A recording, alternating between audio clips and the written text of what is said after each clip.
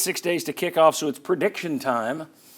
I want to know, each of us, this is your final prediction, where we start and where we finish. This is it. This is the finish. So what is your prediction for Tennessee's record, and include in that who you think the Vols will lose to?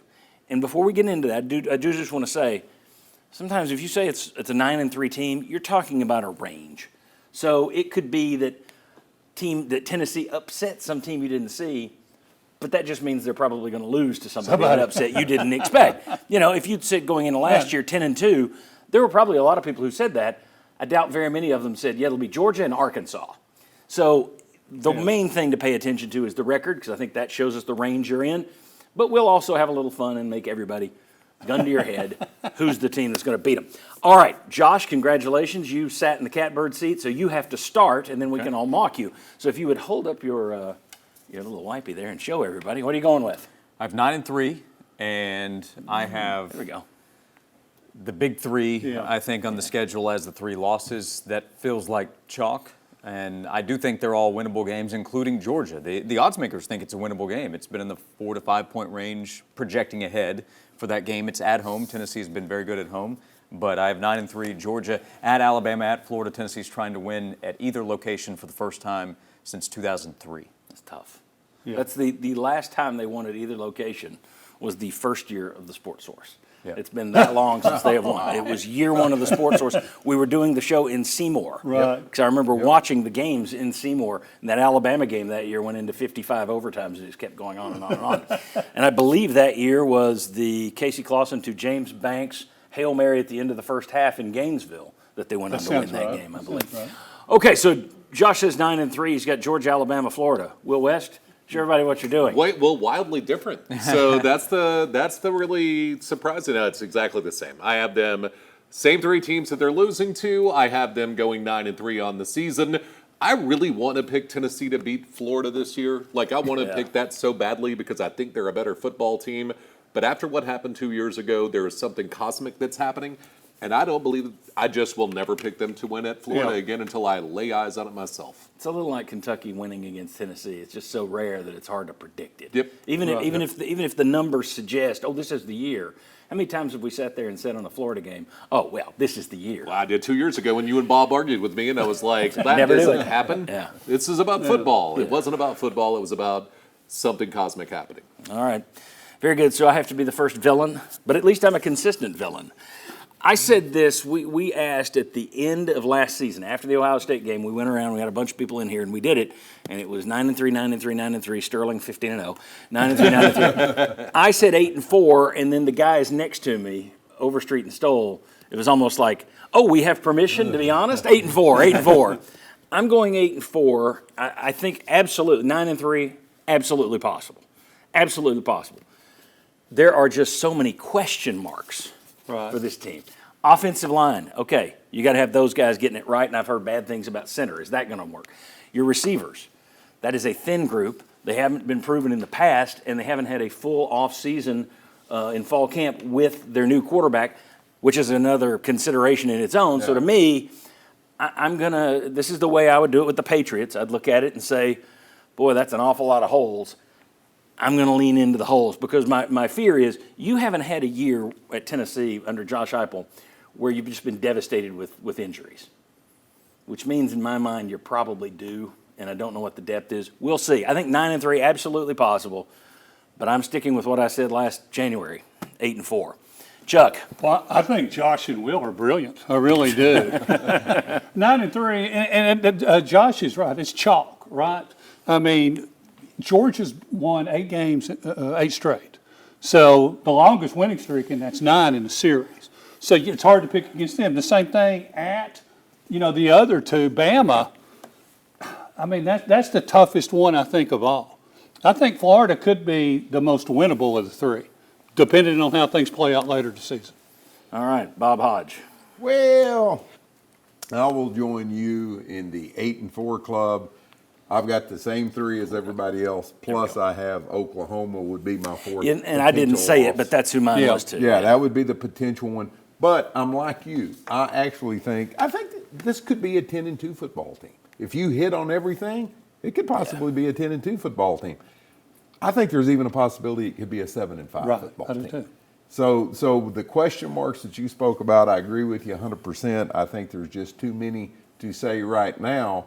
But 3 weeks from now, 4 weeks from now, okay, it all could change because those questions will get answered, at least partially. So I think 8-4 is a good landing spot, 9-3. And if everything lined up, I think he could even be 10-2. Don't know that I'd go 10-2, but I will say this. Josh Heupel, with the exception of 1 year, he has consistently outgunned my prediction for the season by 1 game. He's always 1 game better, so that would be 9-3 in my prediction. I didn't mention Oklahoma, but that was my fourth as well. And the interesting thing is, I know so many people have said, and you can see it this way, when you're looking at the other guy, how many people have you heard, or how many times have you said, well, Florida and Oklahoma, they could be beaten up by the year's end. Yeah. Yeah, but that couldn't happen to Tennessee. I mean, that's where I am. That's where I look at it. Yeah. And I also think you got the best of them last year. I just wonder if they're going to get the best of you this year. It depends on how much Brent Venables allows that offense to be not his. Yeah. You go do what you want. If he pulls a Vanderbilt last year and allows the offensive coordinator to run the thing, They could be in the playoffs. they could Right. be in the playoff. They got Right. talent. Because they brought in the quarterback. Yeah, but here's the thing: they had a freshman quarterback last year, and they just couldn't manage it, couldn't figure that thing out.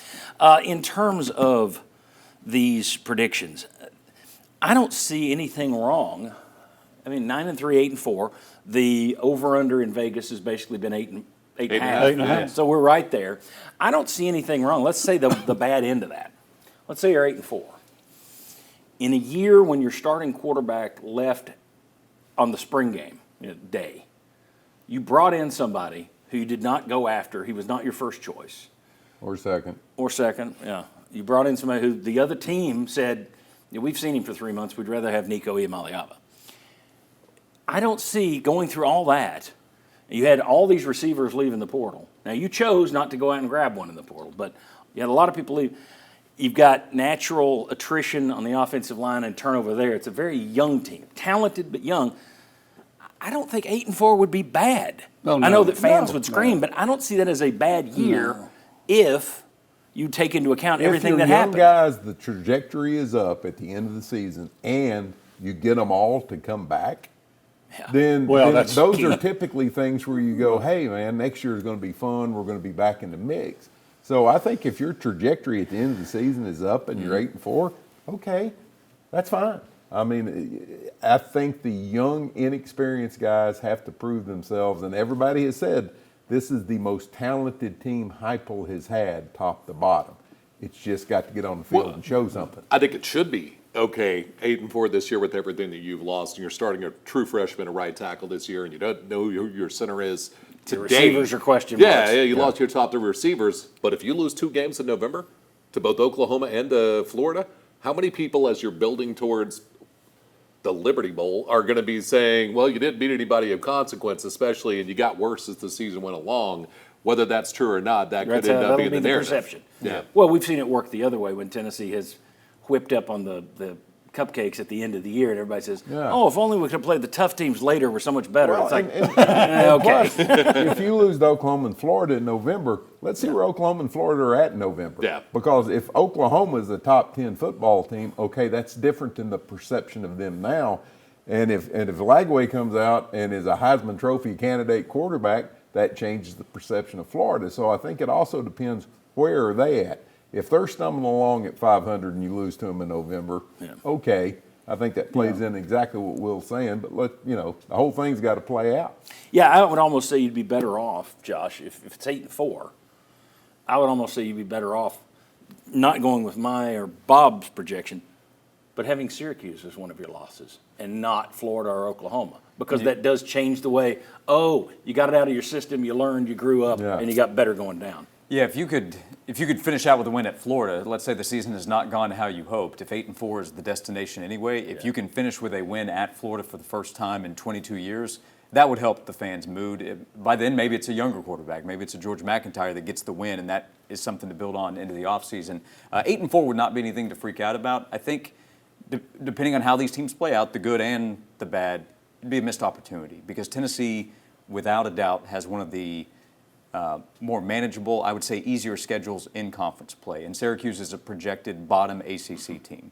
So if you go 8-4 with one of the easier schedules you're going to play in the SEC, because it's about to go to 9 games, we'll talk about all the changes that are coming, it's going to get harder. Schedule-wise, this is an opportunity for Tennessee. Let's see if they can take advantage of it.